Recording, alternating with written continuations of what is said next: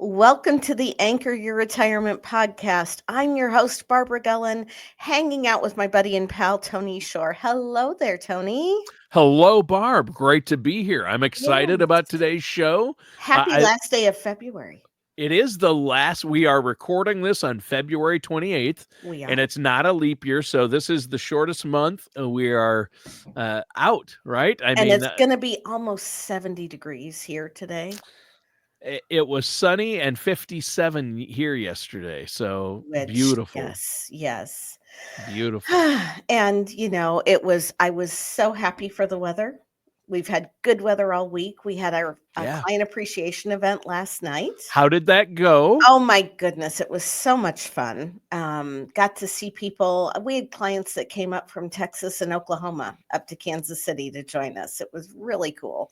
That's neat. And Tyler Ellegard came in from Gradient Investments and One of was our our senior guest speaker. portfolio managers at Yes, Gradient Investments, and right? he did a fantastic job of talking about what's going on in the market Yeah, and looking at what the expectations really should be and what the underlying causes are for everything. So I'll sure. give a Cliff Notes version of that while we're talking today.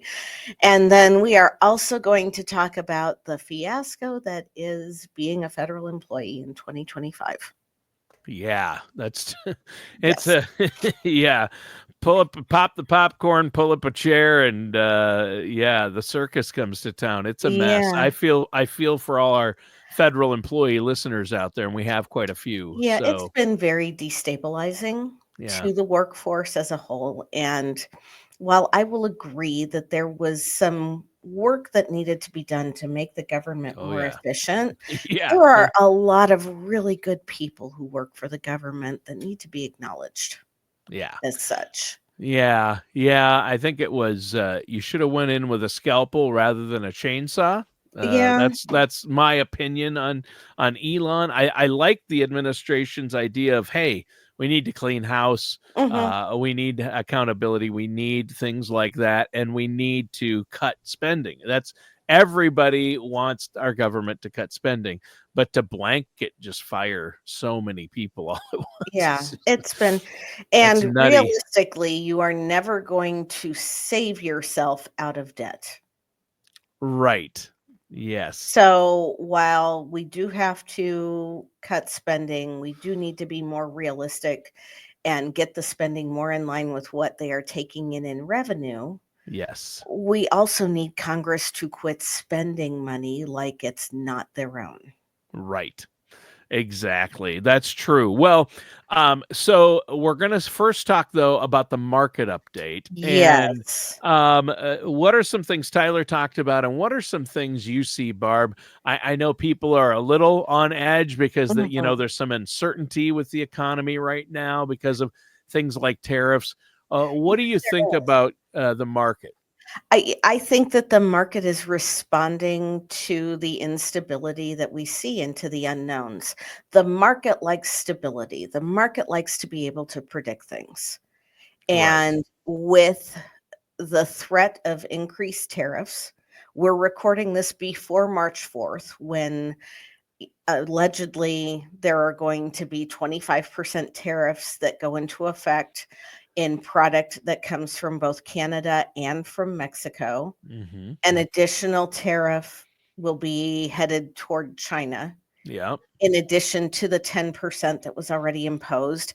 And what people may not realize is that there have been tariffs on Chinese imports for many, many, many years. Since the Obama administration at least, we have had tariffs on Chinese imports in some way, shape, or form.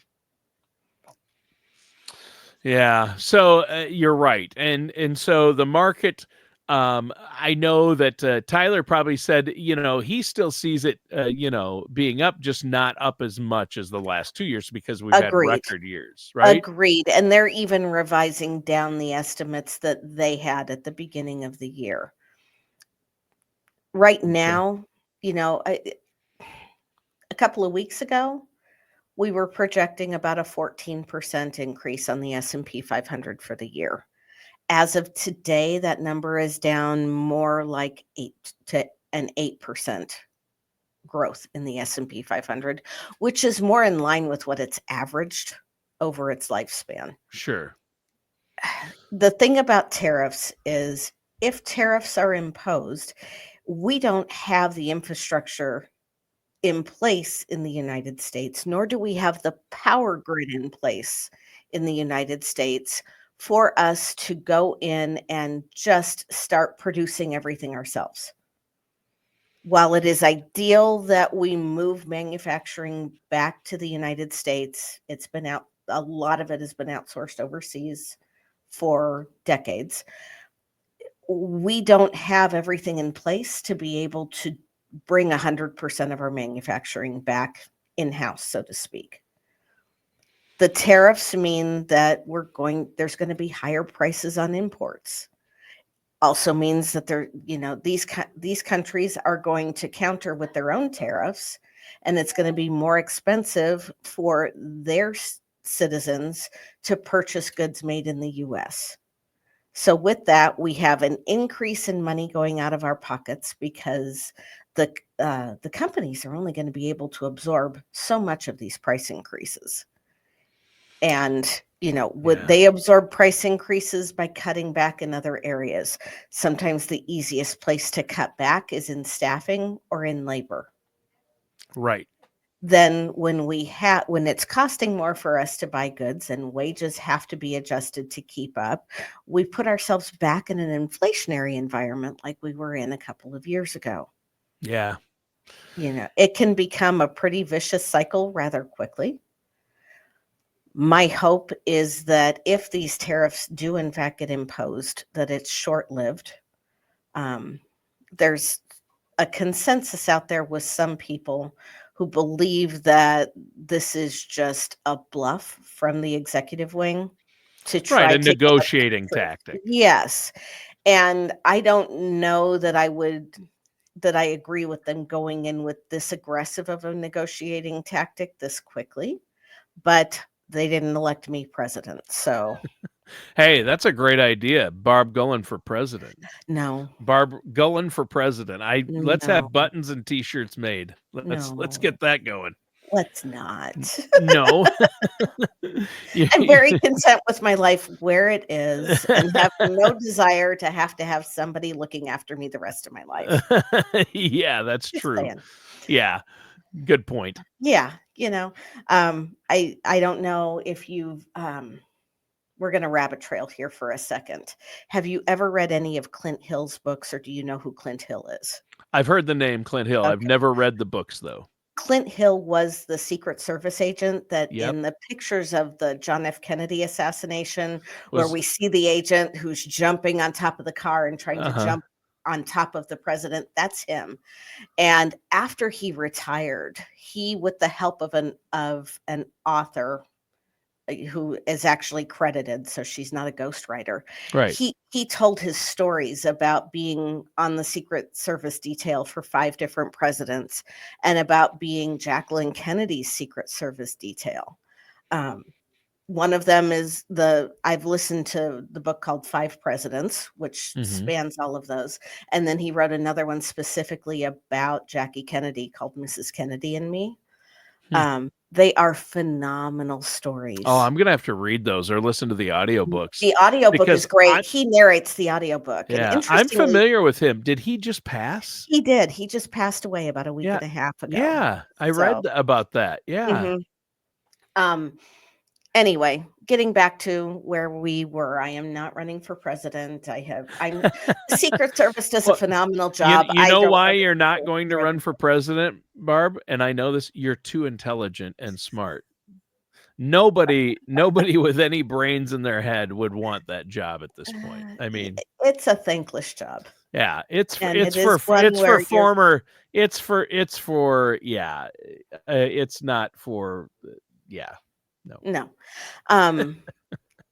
sadly, I wish that we would elevate public service again to being an act of sacrifice for our country, right, instead instead of a lifelong career business opportunity.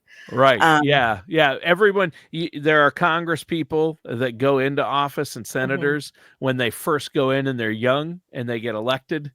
Some of them have no money. They might mhm, have $1 million to their name or maybe, 500,000, maybe. maybe, right?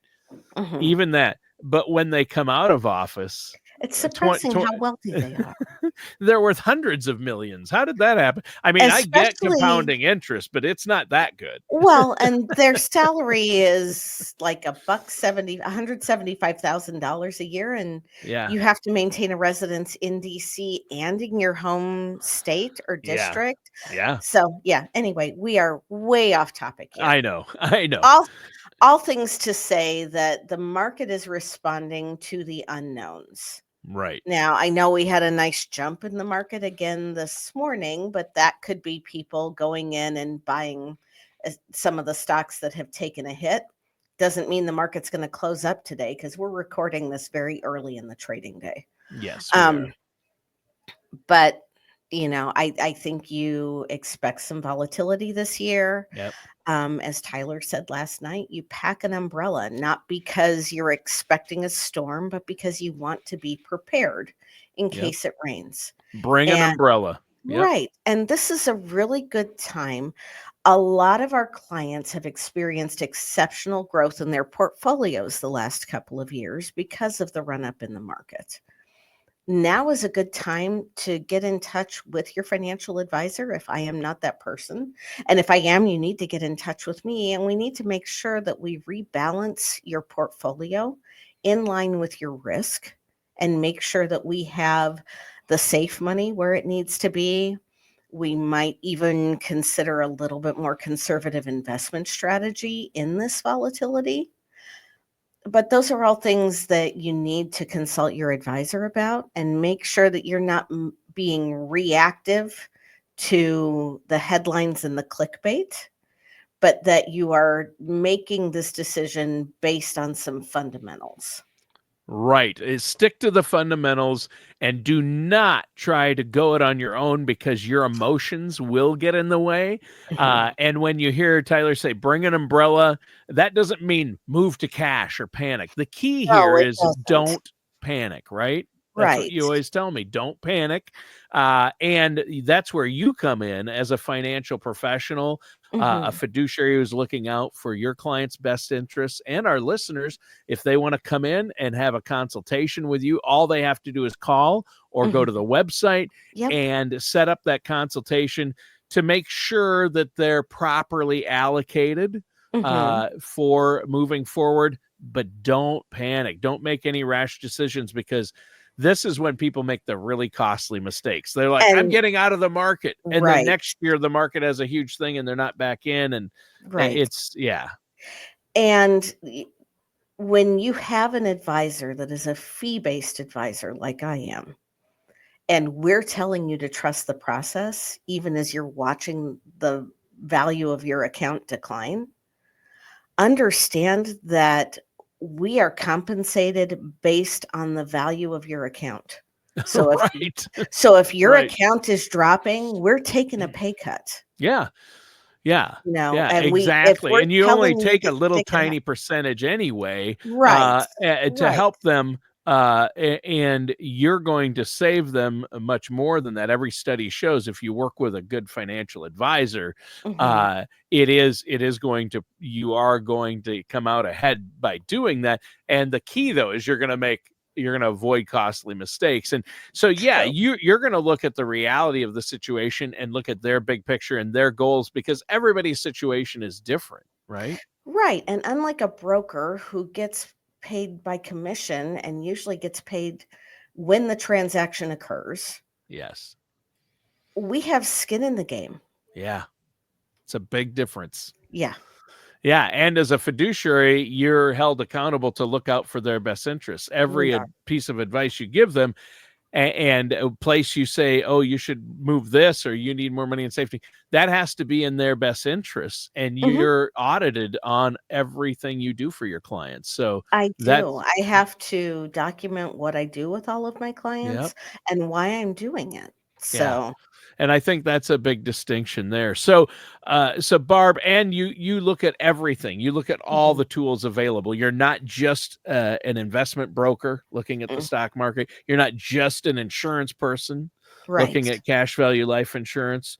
You're not just somebody trying to sell annuities. You're looking at what's going to work best for this client. I'm going to help them through their journey and be with them a Mhm, long time. This isn't a one-time I'm going to make money off somebody. And you've got to watch out though, because there are people who call themselves financial planners out there that mhm, do just that. yes. So, it's always important to do some research and to Yes. interview more than one advisor before you Yeah. make a decision. Get a second opinion. Absolutely. Oh, sorry, guys. Um, but let's pivot over to the the stress that the federal employees are under right now. The federal employee fiasco. Mhm. Exactly.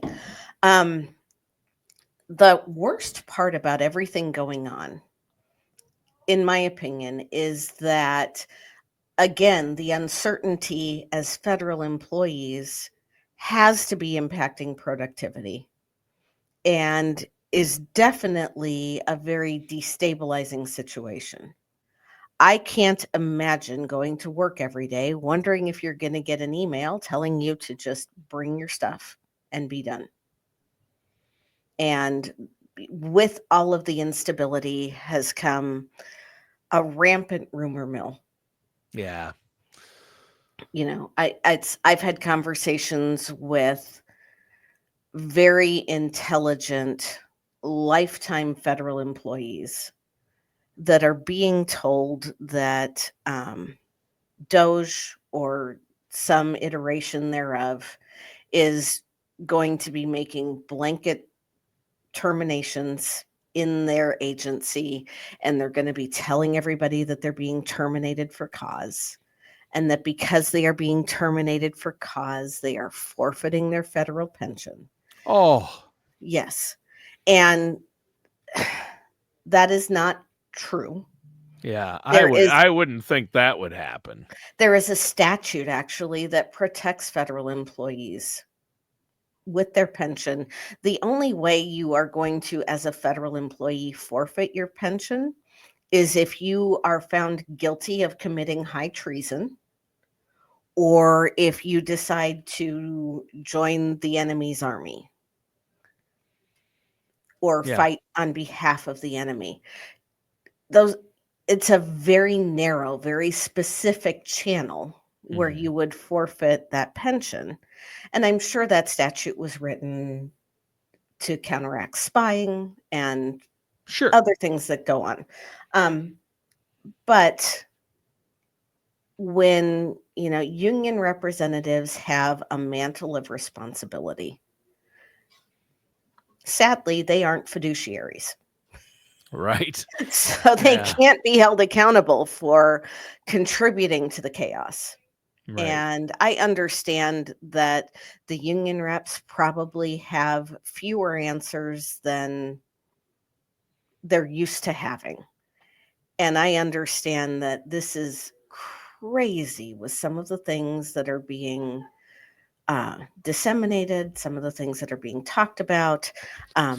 There's been some speculation, and I heard on the news this morning that I believe a judge ruled that the blanket termination of probationary employees was not a legal act.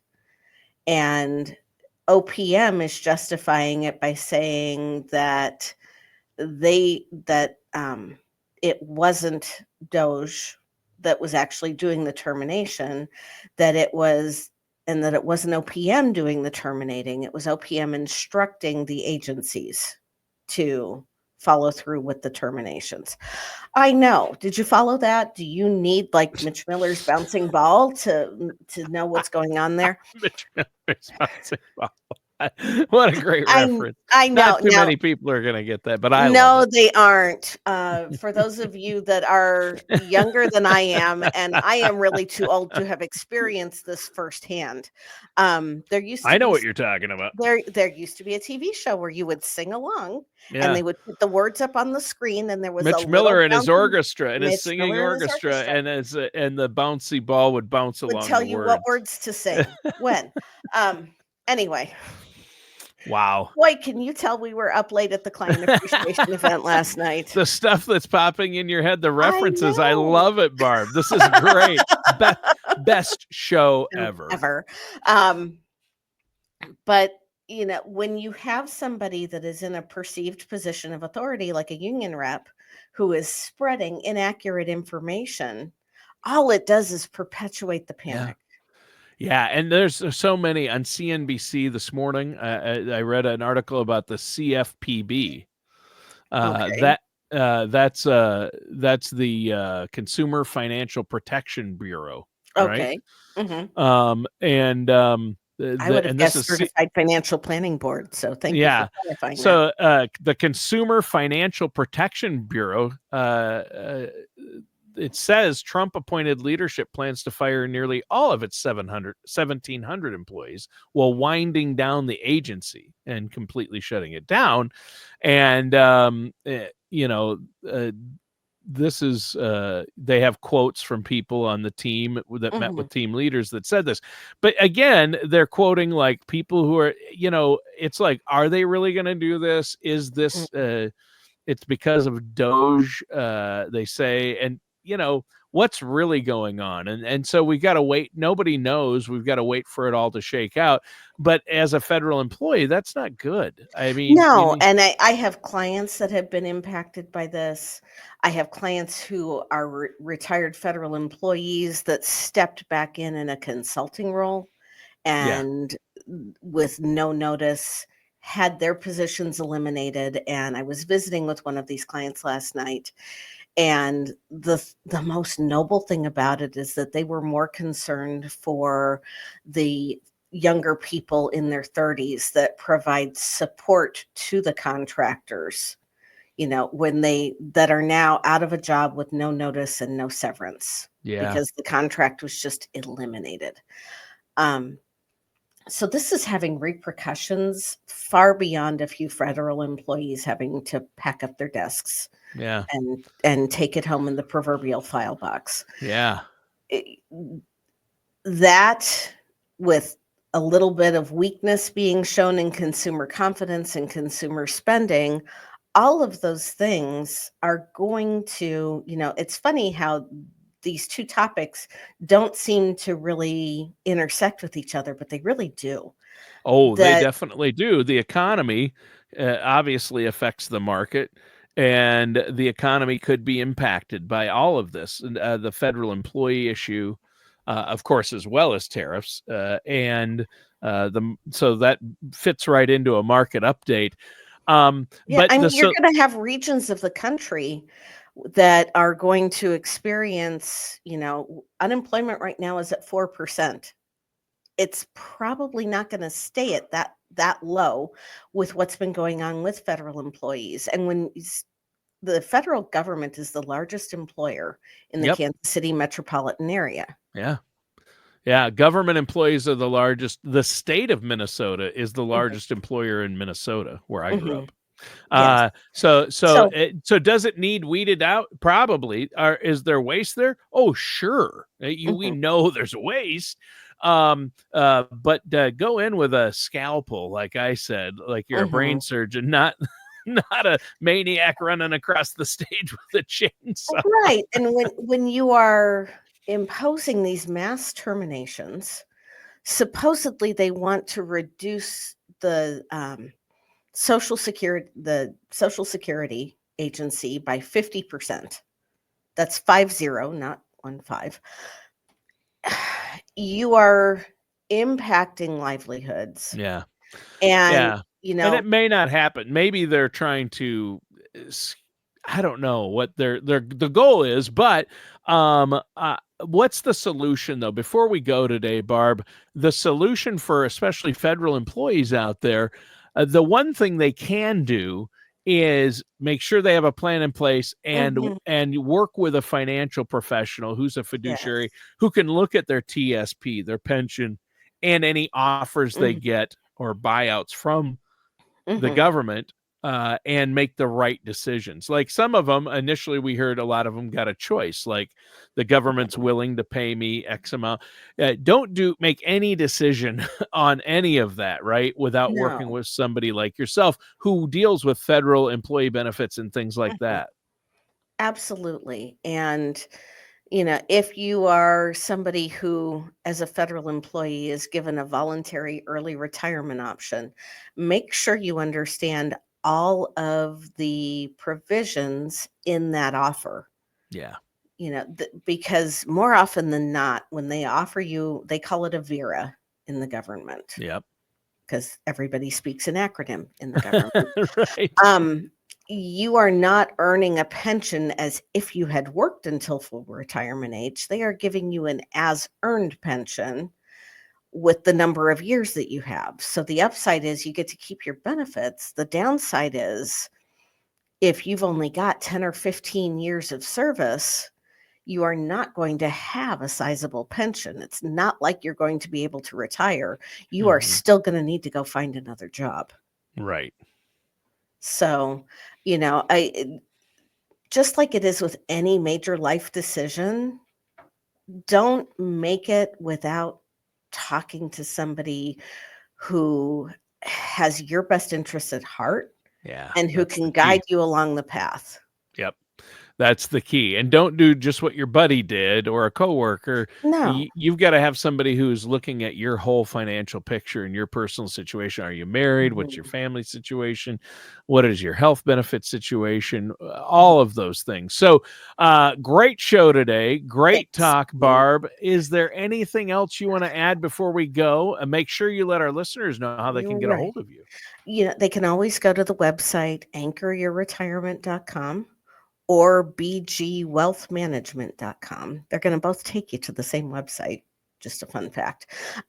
But reach out to us, and Amanda, our schedule coordinator, will get back to you, get you on the calendar with either myself or one of the other fiduciaries that we have to, first of all, listen and then take you through the pros and cons of the options available to you. Sometimes you're not going to have that option and you're going to be an involuntary reduction in force.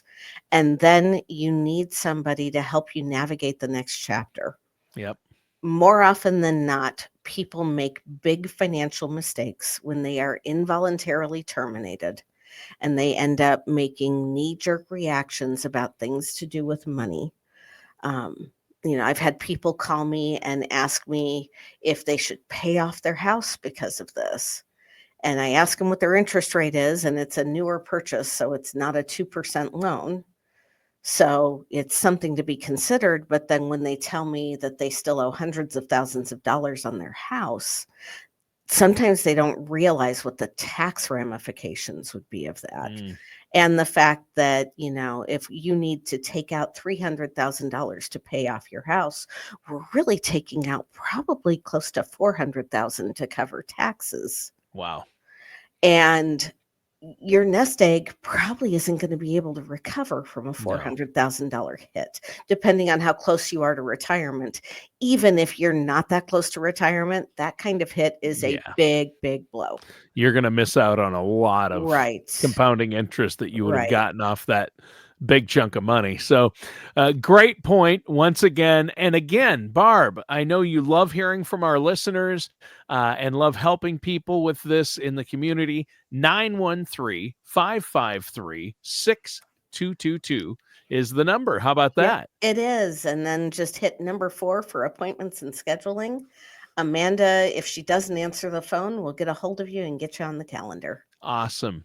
Well, thanks, Barb. Great show today. Thanks, Hope you're able to Tony. get some rest this weekend. I know you've had a busy week. Yeah, tomorrow it's going to be significantly cooler here, so it'll be a good day to throw a pot of soup on the stove and just kind of kick back and do, not much of anything except Chill to out. do laundry. There you go. There you go. Well, I want to thank our listeners and viewers out there. That does it for today's episode of Anchor Your Retirement with our host, Barb Gullen. We'll see you soon.